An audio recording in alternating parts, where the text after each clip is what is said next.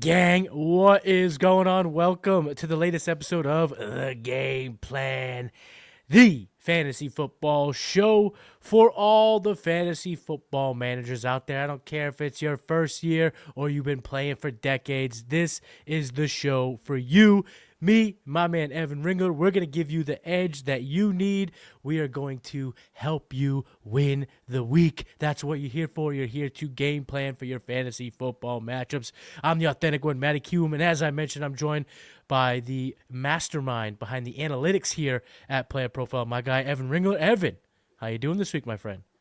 Doing great. Excited to help these people out and take care of some injuries. We got a lot of stuff to talk about. That we do. As Evan teased, we are going to talk about QB injuries, both in the short term and the long term. And, of course, we're going to hit you with some buys and some sells as we head into week 3. Let's get into it.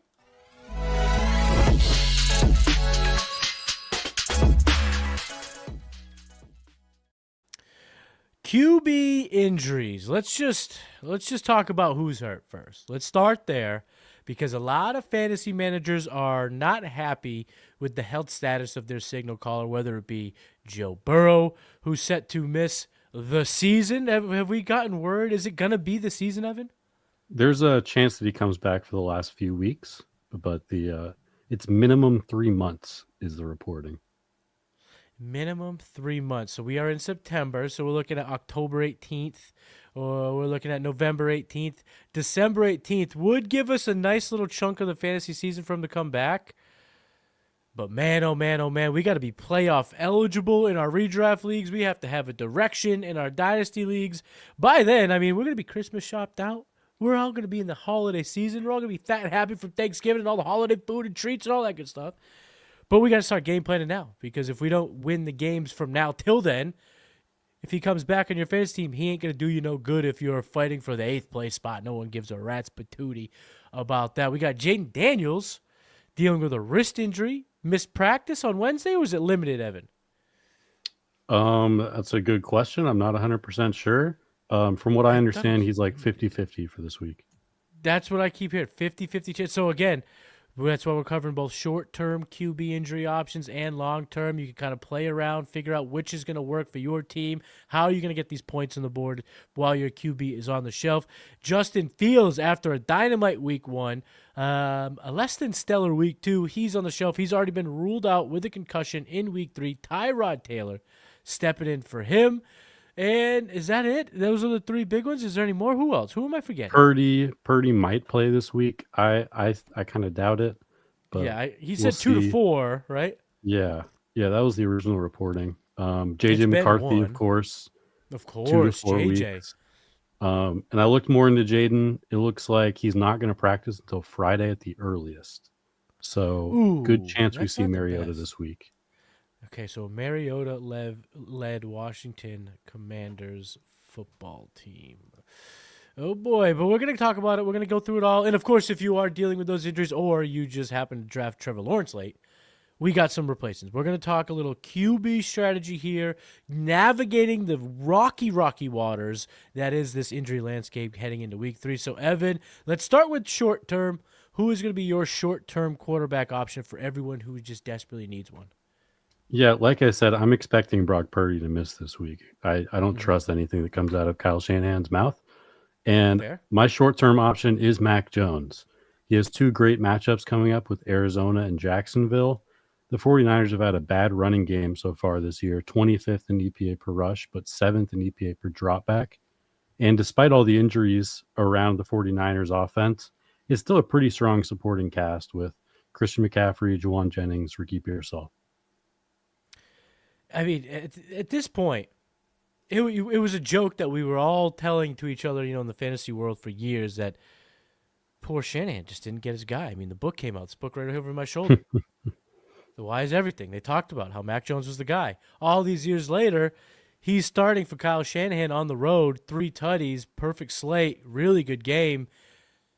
Is there a possibility that Shanahan just says to Purdy, we said 2 to 4. Why don't we just make it 4? Let me live out my dream. So this Mac Jones thing, I guess, is a roundabout way of asking you, Evan.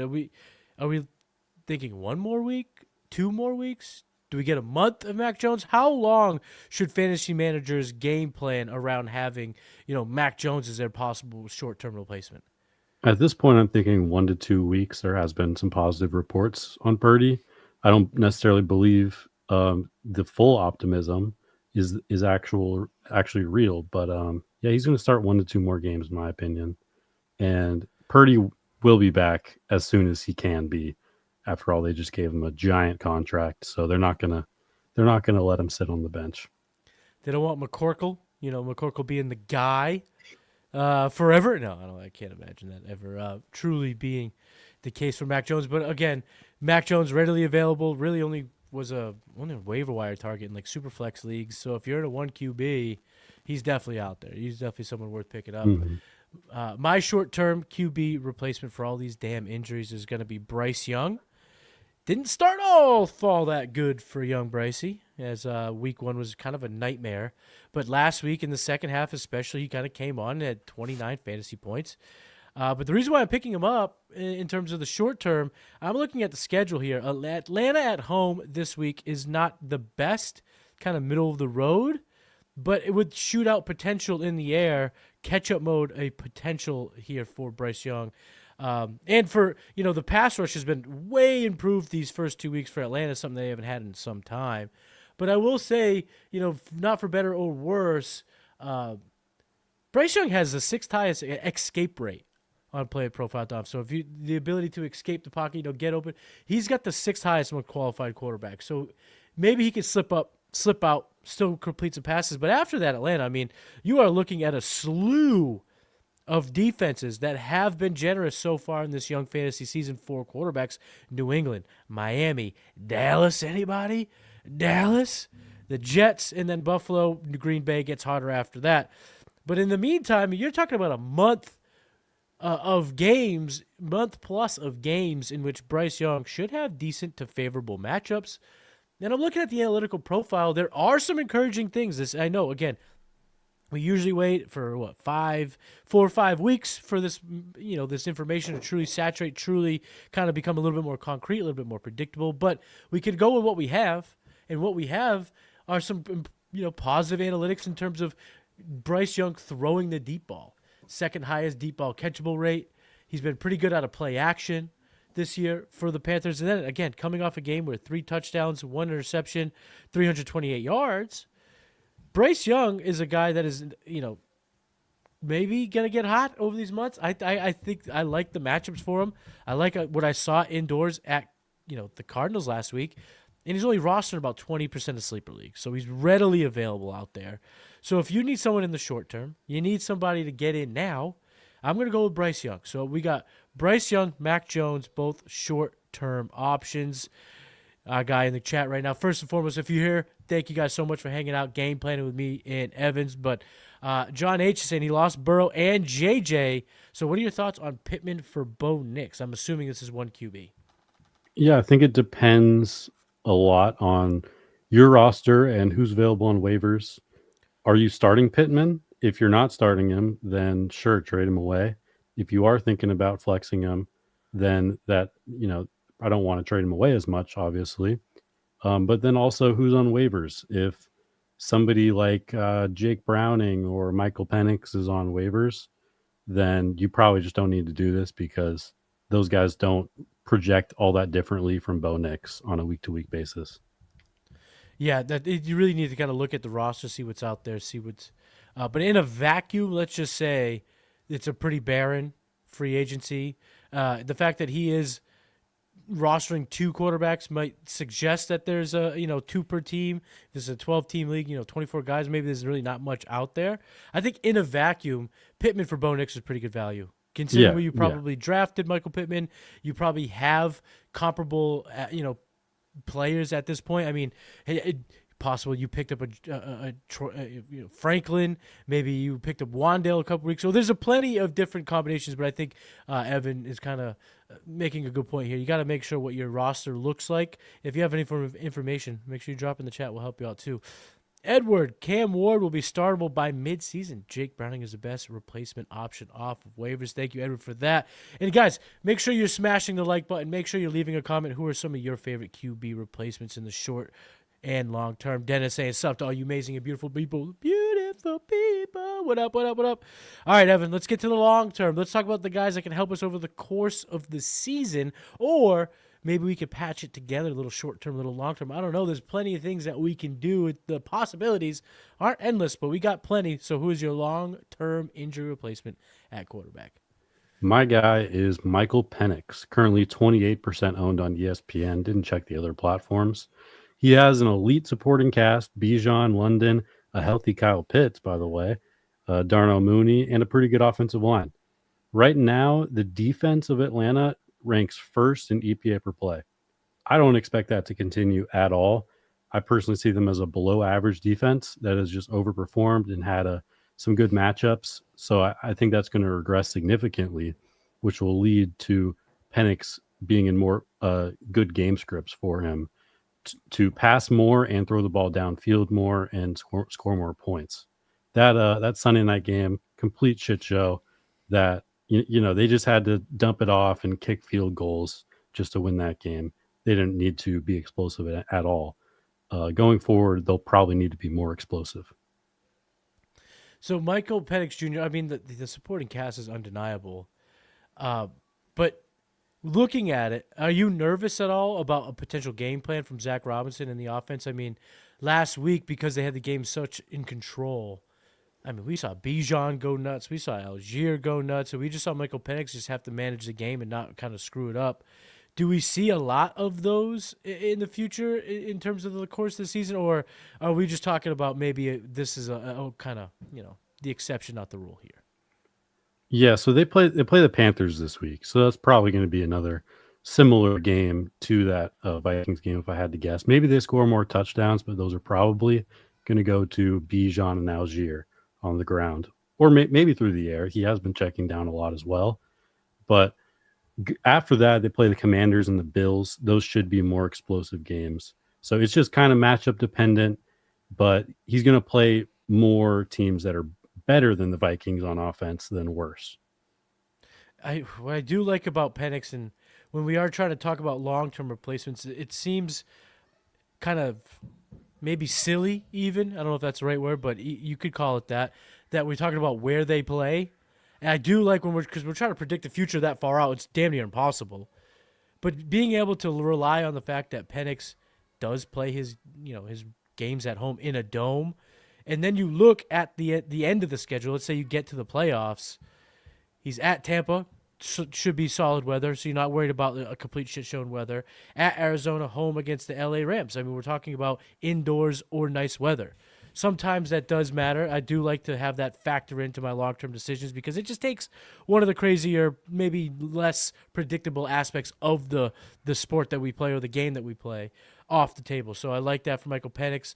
Just a little nice icing on the cake. He is only rostered in about 60% of sleeper leagues. So, one QB redraft formats, you could absolutely find him on your waiver wire, someone that you can pick up for the long term. So we're talking about the Mac Joneses, we're talking about Bryce Youngs, we're talking about Michael Penix. There's a lot of guys that we're talking about, a lot of readily available. The names that are at least maybe not in the forefront of the fantasy game, but definitely pretty high up there. Guys that are but I'm going to go deep. I want to go deep. Is that okay with you, Evan? Is it right if I go absolutely deep down here in these QB rankings? So I want to talk about someone that's not even starting right now, but could be that long-term replacement. So I'm not saying you pick him up now to play because that would be dumb. He's not getting you fantasy points. But I'm saying you pick him up, stash him on your bench while picking up a Bryce Young, a Mac Jones, or even a Michael Penix. So if you want to parlay and really get some long-term options here, I'm going to go deep here. Someone that's rostered in just about 12% of leagues. So he is available all over the place in sleeper formats, especially in one QB. Dynasty, you ain't just going to be able to pick this guy up. But in our redraft brethren, you definitely can pick this guy up. I'm talking about Jaxson Dart, the rookie for the Giants. So this is what I want to talk about. Starting in Week 10. So there's a slew of tougher matchups for the Giants, but that's Russell Wilson's problem. That ain't Jaxson Dart's problem, right? That ain't Jaxson Dart's problem at all. But I'm looking at from week 10 on. Week 10, Chicago. Green Bay, that is tough. Detroit, New England, Washington, Minnesota, Vegas. There's a lot of favorable matchups, or at least we're projecting them to be favorable matchups. And we're watching an offense here that might not be, gangbusters is just kind of the greatest show on turf type stuff. No, we're not seeing that out of the Giants, but what we are seeing is an offense from Brian Daboll that has been historically QB friendly. He made Daniel Jones fantasy relevant once upon a time. We were all spending our fab on Tommy DeVito a couple years ago. I mean, there has been a number of quarterbacks used in the Daboll system at some point being fantasy relevant. And we saw last week Russell Wilson go absolutely bananas, over 450 passing yards, 1 million touchdowns. I mean, he was one of the best QBs, if not the top finisher on the slate. Absolutely lit it up. I know the Cowboys aren't the best defense, so it's not like it's going to happen every week. They look bad against the Washington Commanders the first week. But at the same time here, we're looking at talent, and Jaxson Dart fits the mold of what Brian Daboll wants to do. Jaxson Dart can move around the pocket. He's a bit more mobile. He's got a good enough arm. He can throw with anticipation. We saw that at Ole Miss. He was perfect for the Lane Kiffin offense down there for the Rebels, and I think he's perfect for the Brian Daboll offense. So if you're able to weather the storm in the short term, picking up Bryce Young, picking up a Mac Jones, go ahead and stash Jaxson Dart on your bench or monitor him closely and try to be a couple weeks ahead, because when they make the change, and they are going to make the change, I think it's going to happen sooner rather than later. They're really just waiting for this offensive line to not be so decrepit. Thomas has to get back on the field. If Evan Neal gets back, they want to make sure that this offensive line is as healthy as humanly possible before they give this kid the keys of the castle, because they definitely don't want him ruined before the season's end. So Jaxson Dart is somebody worth stashing. Schedule looks pretty good. We're projecting it to be a pretty good schedule down the stretch. And please, sometimes it's as simple as you want someone who throws the ball to studs like Malik Neighbors and apparently Wan'Dale Robinson.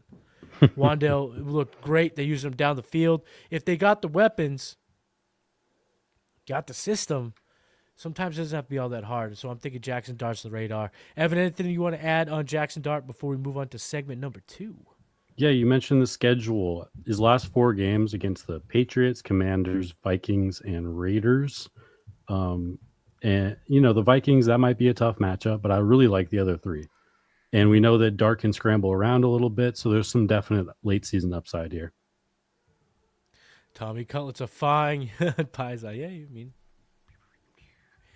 And now he's in New England. He's part of the New England Patriots, so we're glad to have him up here in my neck of the woods. So we got segment number 2. We helped you out with the QB replacements. Now we're just going to help you out with your fantasy team, so you're going to want to stick around and see what we have to say. We got a couple buy sells coming up next. If you play in Dynasty, you need Dynasty Deluxe, our premium package for Dynasty Leaguers. We rank over 300 players, updated every week, all year long. And there's a win now mode and a rebuild mode with Superflex and tight end premium controls. And a Dynasty League sync, where you can say, sync down all of my sleeper teams, all my FFPC teams, and then you can browse around your leagues for who has needs, and then you can use our trade finder to see what kinds of trades are happening in leagues that are similar to the one I want to do. Then you can analyze trades using our trade analyzer, which balances the lifetime value, which includes pick values out to like 2028. All of that, plus the rookie guide, $25 value, is included. So if you're just in one Dynasty League, Dynasty Deluxe is well worth it. And use your host's promo code, and you can bump up to all in and get $25 off. All right, let's get a little bit of buys and sells. We each have a buy. We each have a sell here after 2 weeks in. But before we get into the players themselves, I just want to ask you a little strategy question. Sure. Do you try to take advantage of kind of the overreaction theater? We really kind of talked about what to do last week in taking advantage of some players 1 week in, but kind of I want to talk about the how and kind of the process you usually play trying to take advantage of people overreacting, because we still only 2 weeks have happened. There's still so much football left. But what are some of the tricks and trades that you try to do when you're making moves this early in the season? The things I look at are, to keep it super simple, fantasy points and expected fantasy points.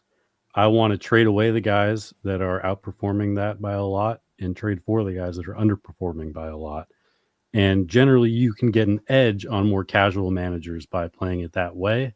Just trading away guys that have unsustainable production, like we mentioned, Wanda Robinson, for example, and trading for guys that have been unsustainably bad.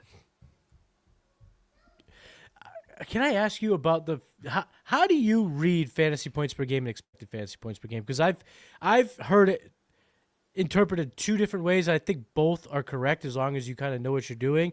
How do you play? Like, which side would you rather have higher? How do you kind of see those two stats? Because at playerprofile.com, again, head over to playerprofile.com. We got all the revamped stats plus all the classic analytic stats that you kind of have come accustomed to over the years. So when you see fantasy points per game versus expected fantasy points per game, what's the connection? What do you see? How does your brain kind of interpret that? Yeah, so I actually revamped these models this offseason.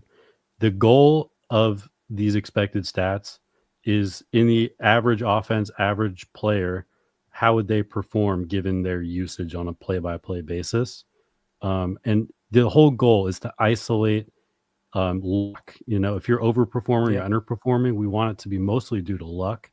I will say that the running back model, generally the more explosive running backs in the better offenses, tend to overperform. But when it comes to receiver and tight end, generally overperforming, underperforming is mostly due to luck.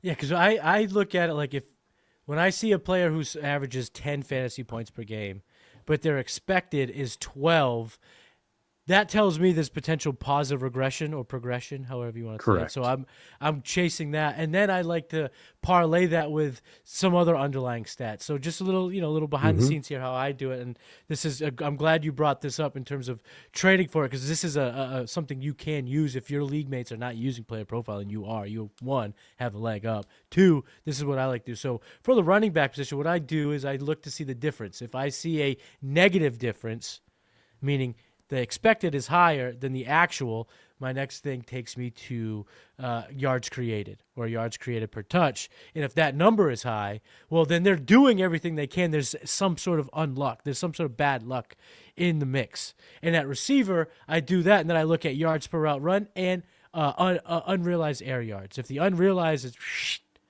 through the roof and they're expected 15 fantasy points per week and they've only averaged 11, damn, there's some meat on that bone. And I'm hoping if the quarterback can dial it up, so if they have a good quarterback or a past relationship that was, good chemistry, those are the players I'm buying early, because those are the players you can get in on your team now, and then not just reap the benefits over a couple of games, reap the benefits over the course of basically the entire season. So tune in, tap in, listen up. We got some buys, we got some sells. These are the guys. We talked about the how, we talked about the why, now we're going to talk about the who. Who are you buying, and who are you buying low right now? This one is a bit of a layup for me. I am buying Brian Thomas Jr. In the most predictive metrics that we have, BTJ looks awesome still. I know there's been some weird stuff on film, but I'm going to trust the usage and trust the talent that we've seen throughout his career. He's 12th in expected points per game, 18th in target share, 6th in air yard share, 19th in first read target share, and like you mentioned, first in unrealized air yards. Bottom line, he's scoring 9 points per game on 17.7 expected points per game. That is bound to regress significantly in the positive direction. BTJ, are you playing into any of this injury stuff? What are you at all worried about? Potential wrist injury or ailment, whatever? I don't even know. They really just touched upon it briefly. Yeah, I don't know what to make of it. Personally, I'm not putting much stock into it. He wasn't even on the injury report at all until somebody mentioned to Liam Cohen, hey, you should probably put this guy on the injury report so you don't get fined. Full practice all the time. He seems like he's healthy, so I'm not worried about it. BTJ, now, how expensive are you willing to go? This is a guy being selected in the second round in a lot of redraft formats, guys who the ROI has already been through the roof if they drafted them or in their rookie drafts a year ago in Dynasty. Are you willing to pay 90 cents on the dollar? How much of a discount are you looking to get? Let's do it from a redraft, since I think in Dynasty the price is still pretty much the same. I don't think you're getting a discount, but in redraft you might get a bit of a discount. So how high are you willing to pay? How much are you willing to give up to get BTJ? Yeah, you mentioned he's drafted in the early second in most leagues. I think I would be willing to pay like an early third to mid third type price. You can figure out those values on your own. It's pretty tough, but generally, if you have a guy on your team that's overperforming a lot and is a running back one or wide receiver one that is not expected to continue in the future, then that could be a good guy to trade away for BTJ. Yeah, BTJ is not going to come easy, but I mean, we're talking about a player that was so special last year, and the offense was supposed to flow through BTJ. That's what Liam Cohen told us. We haven't seen it quite yet, but the targets have been there. In the engineered touchdown in week 1, I think there's some encouraging signs pointing to BTJ. My buy this right now after 2 weeks, I think you can get him at a pretty fat discount. He was a top 70-ish pick in redraft formats, but I'm going to get Chris Olave, wide receiver from the Saints. Basically, just because the targets are still very much there. I mean, 2 games, 23 total targets, Evan. 13 in week 1, 10 in week 2. He has 13 receptions on the year, 108 yards. He has, about 11.5 fantasy points per game without scoring any tutties, without having any big games. And we talked about process, so now let's see it in practice. Averaging 11.9 fantasy points per game. Expected fantasy points per game, 18.8. We're talking almost a 7-point difference. There is a lot of fantasy points being left on the field. Let's look at the second indicator, folks. We talked about process. Let's walk you through it. Unrealized air yards, 132. Bing bong, number 8 amongst qualified wide receivers. So again, a lot left on that field in terms of fantasy production. Now, I brought up quarterback. Spencer Rattler isn't going to bring a whole lot of confidence at quarterback, but he can get a little bit more lucky. We can, as a fantasy manager, get a little bit more fortunate in terms of the Chris Olave. The ball's kind of bouncing in his favor. And then, of course, we are all looking towards the moment in which Tyler Shuck, who does have a better arm, we are hoping could be a little bit more accurate than a Spencer Rattler. He is 32 years old, after all, in his rookie season. So we are looking for a player to come through, a quarterback to elevate Chris Olave, because the indicators are there. He's supposed to be scoring more. He's leaving a lot of yards on the field. And then I look at this. First read target share versus man. And if you know ball, I hate saying that. Let's scratch that from record. I don't want to bring the no ball thing. It's kind of played out at this point. But anyway, the first read target share versus man, that is mano y mano, nuts on the table. Are you better than the guy who's covering you? They've thrown him the ball in that situation 41.2% of the time, 11th most. So when they see man-on-man coverage, they are going to him almost half of the time on their first read. Again, 11th highest amongst qualified wide receivers so far this season. This guy has alpha written all over him. He just needs a damn quarterback, and I don't know if he's going to quite get it, but I do believe wholeheartedly he gets at least a better play from his quarterback, a tick higher than he is getting, enough in which maybe does that difference in terms of expected from fantasy points swing down to 3? I mean, 7 is pretty crazy. Again, 2 games in, I get it. But if that number comes down and we're starting to convert, there's going to be a lot of makeup games in terms of fantasy points coming from this player. So buy Chris Olave now, because the prices are pretty much at an all-time low when it comes to Chris Olave, whether it be dynasty or redraft. 6 touchdowns total over the the last 2 years. I know he's been banged up. He doesn't even have double-digit touch. He has 10 touchdowns on his career. There's just a lot left to be had here, and I like the player. I think he's a talented player, and it's a shitty offense. I get it. We don't want to buy into an offense like the Saints have, but Kellen Moore, he's got to get more out of them, right? I mean, and I think it's a lot of that is going to come from Chris Olave. So if you're looking to buy Chris Olave, you got to, let's say you took Quinshaw Judkins as your running back 3, and you took someone, you were hoping another player was going to, James Conner, if you will, that kind of range, 5th, 6th, 7th round. I'm willing to take that RB2 that's in my slot now, trade him away for Chris Olave, bump up at the wide receiver position, flex position, and then boom. running back who might be a little bit more, potentially replaceable. Someone like on your bench here in redraft. That this a common team build that we're seeing throughout the fantasy market. So that's my buy. Chris Olave. Evan, anything you want to add on Chris Olave or I love just it, that man. offense in general? Yeah, I love it. baby. All the predictive metrics look pretty good for him. We know he's a good player. The Saints are also 4th in pass plays per game. They are the fastest pace in the league. Their play clock when they snap the ball in neutral situations, 13 seconds. The next highest is 10.9 seconds. So that's a big difference there. By far the fastest pace in the league. And they're going to be in a lot of great pass heavy game scripts as well. So yes, it's a bad offense with a bad quarterback, but at least they're going to run a ton of plays and throw a lot of passes. All right, we talked about the positive side, the buys, but we also have talked about some sells because sometimes, Evan, it's tough for us fantasy managers to let somebody go, whether we've had them in the past or we're expecting more out of them or we overdrafted them. They were our guys, whatever. It's tough to sell. So let's talk about a couple players that we're selling right now in fantasy football. Who's your first sell candidate? My sell is Chuba Hubbard. Currently, the Panthers rank 19th in yards before contact per carry, which is pretty good. Not quite as good as I was expecting. But they also just lost 2 starting offensive linemen, including Robert Hunt, who's one of their best players, going to be out for a month or more. In week 2, his carry share, Chuba Hubbard, fell from 80% in week 1 to 59% in week 2, with Rico Dowdle getting more involved. And then also, I just don't know if this offense is actually going to be good. I want it to be, but the odds are not in their favor. Bryce Young has been mostly bad. He was pretty good when they were down 3 touchdowns last week, but then once they got back into the game, he just shit his pants again. 23rd in EPA per dropback, 27th in completion percentage over expected for Bryce Young. This is just a bet against this offense. And especially with those O-line injuries that are very important in my opinion. And then the last piece is that he's traditionally been a poor receiver relative to other running backs and has been overperforming that this season. Last 2 seasons, he's been outside the top 30 running backs in yards per route run.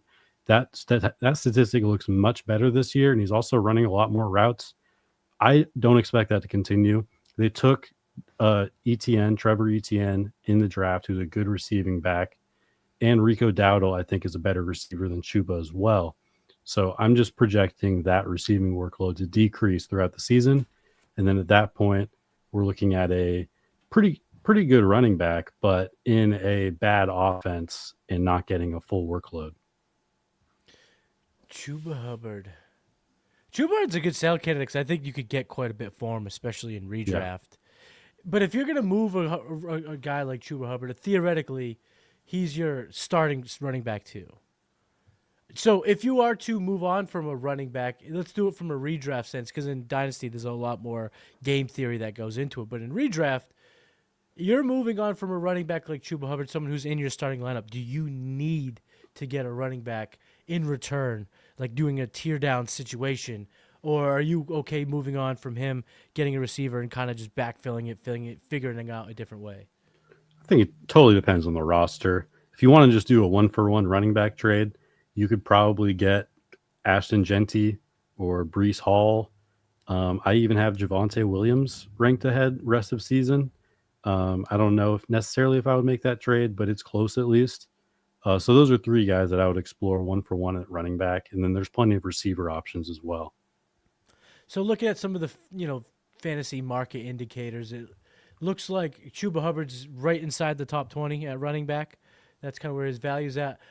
I want to talk about some guys in the same area, and maybe that'll help people listening navigate the waters because I think moving a guy like Hubbard, if you want to bring a running back with it, not even a 1-for-1, kind of a tear down situation.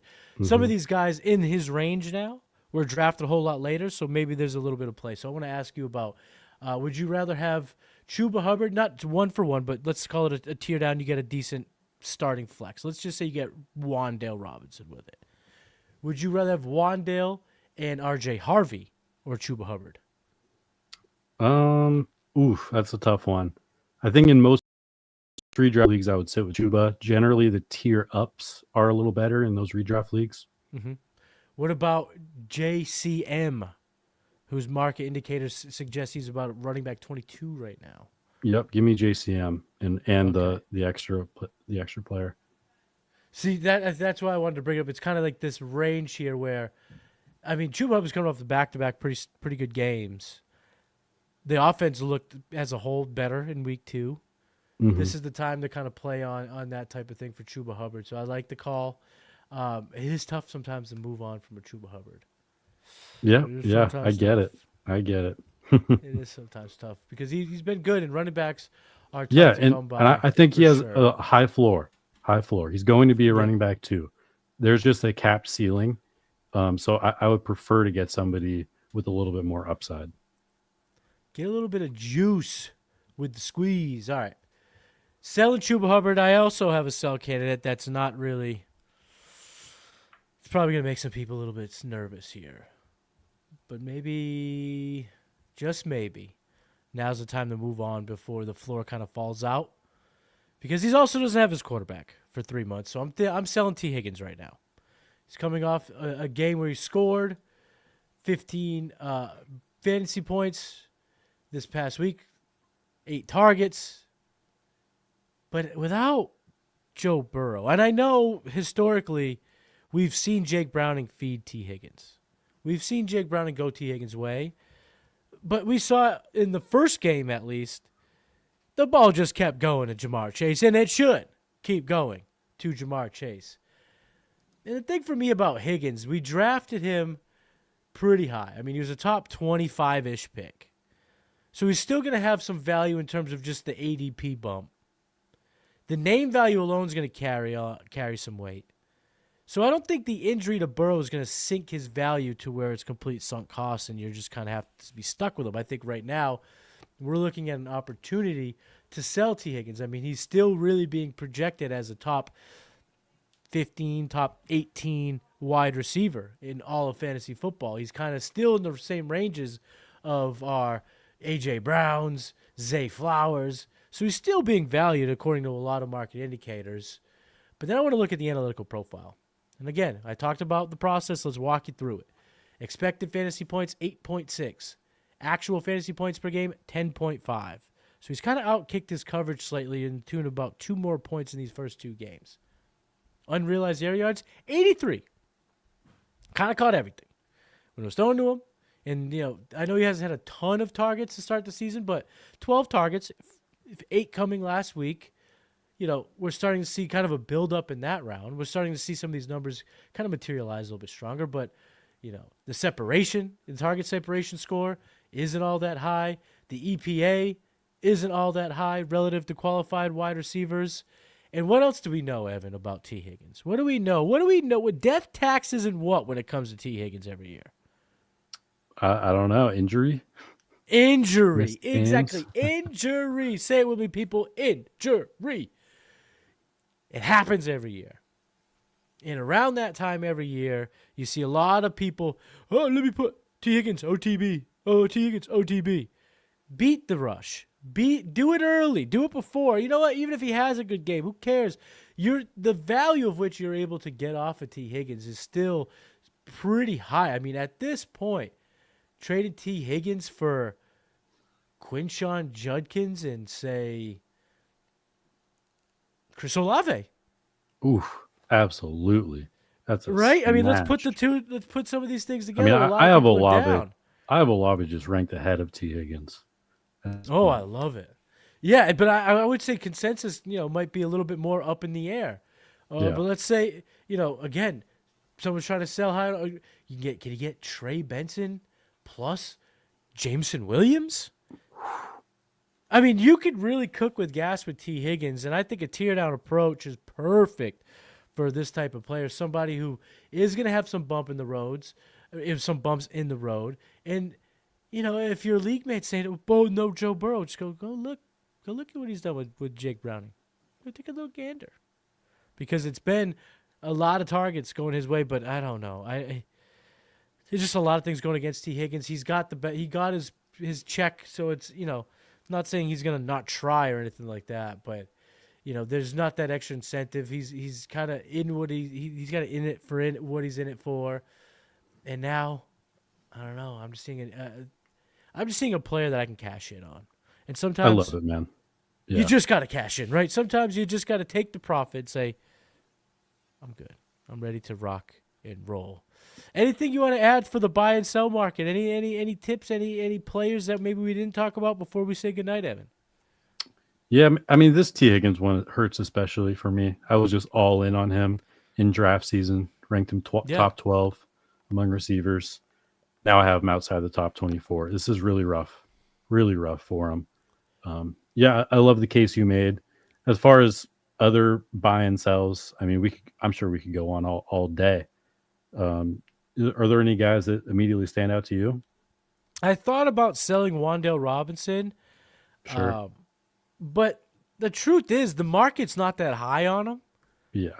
And I personally, I can speak from some experience because I roster him some places, and I've tried to kind of put him out there to see. You're not getting a whole lot for Wan'Dale Robinson. The perception's not there. The market hasn't caught up. The market indicators, they suggest that the market hasn't caught up. And it's kind of one of those things where it's like you look back, you're like, Wan'Dale averaged 10 points a game last year. Wasn't thrilling. It was certainly a flex play. He's got 40 points on the season this year, coming off a 30-point bonanza. Maybe now is not the time to sell him for like a stash running back or in Dynasty for like a third-round pick. Maybe now is not necessarily the time to sell. So I think a lot of people I think a lot of shows are going to talk about him as their sell guy. And I would just say that in theory, that makes a little bit of sense. But I think in practice, you'll find that you end up not selling a bit at high at all. I mean, what you're going to get a lot of text back, especially in like our casual redraft leagues, a lot of text you're going to receive back is going to say, Wan'Dale. Why the hell would I want Wan'Dale? And you're like, well, look at the game you just had. And like, well, that's just one game. You're going to be trying to sell him in terms of your words more than you're ever going to be able to sell in terms of your actual return. So I thought about Wan'Dale, but I didn't think it was worth it. I just don't think it's there. I don't think it's there right now. A few more receivers that I'm looking to buy right now. Mike Evans, George Pickens, and the best one I think is Ladd McConkey. The Chargers passing game has been incredible, and I'm expecting that to continue throughout the season because they can't run the ball. So we're going to see more production from Ladd. I would bet pretty heavily on that. Yeah, I like what I've seen from Ladd. I also Quentin Johnson it's like a 2 on the nose, sell high. And again, we all know what it is. It's the same thing as Wan'Dale. And then all it takes is someone to just look at playerprofile.com, see, the targets aren't really there. It's a couple big plays. And what we have to always remember, and maybe this is like the big picture type of thing when we're talking about trading this early in the fantasy season, the trends that we're seeing, we may have seen in years past, but it might have happened in week 4 and week 8. When you make it week 1 and week 2, it just becomes so big, so in your face, that sometimes we're just like, okay, you have to be careful. So QJ feels like a sell, but I don't think he is. But that's it. That's some buy and sell. Dennis Rodriguez in the chat. Thank you. We need more likes and subs. Yes. Make sure you're liking this video. Make sure you subscribe to the Player Profile YouTube channel. And make sure you leave in the comments what quarterback replacements are you going with. Who are you replacing Joe Burrow? Who are you replacing Justin Fields? Who are you playing J.J. McCarthy with on your fantasy team? So that's it. That's the show. That's the game plan, people. It's a wrap on another episode. So whether you're chasing your first fantasy game, whether you're winning, whether you're a champion, whether you're a championship team, whether you're a pretender, doesn't matter. We got you covered. And we're going to be here each and every Wednesday night, 8 p.m. sharp Eastern Standard Time. So, again, thank you guys so much for tuning in. Thank you guys so much for watching. Make sure you like. Make sure you subscribe. Make sure you leave a comment. Do all that good stuff. Evan, let the people know where they can find you. At Evan Ringler FF on Twitter and playerprofiler.com. That's all I got. Thanks for watching. All right, guys, that's Evan. I'm Matty Kiwoom. We will see you next week, and let's keep game planning to get those week 3 dubs. Peace. Hey, I want to thank you for being part of this broadcast. If you have any thoughts on it, leave a comment. If you enjoyed it, make sure you leave a like. And if you want to see more shows on the Player Profiler channel, subscribe to it. That's how we know You want more.